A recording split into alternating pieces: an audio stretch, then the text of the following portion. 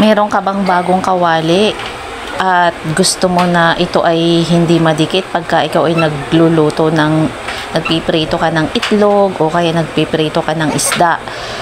Subukan mo ang ganitong pamamaraan para dudulas lang at hindi kakapit yung lulutuin mo dito sa kawali na ito.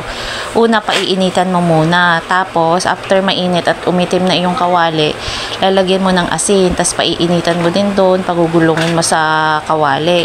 Pagkatapos nun, lalagyan mo siya ng mantika. Lalagyan mo yung loob, yung lahat ng parte ng kawali. Pagkatapos mo siyang mapakulo yung mantika at malagyan yung buong paligid, subukan mong gamitin ito sa pagpiprito para makita mo yung epekto nung ginawa mo. Diba? Napaka-effective. Mas madali nga ang pagluluto ngayon, hindi na siya madikit kaya makapit. Diba?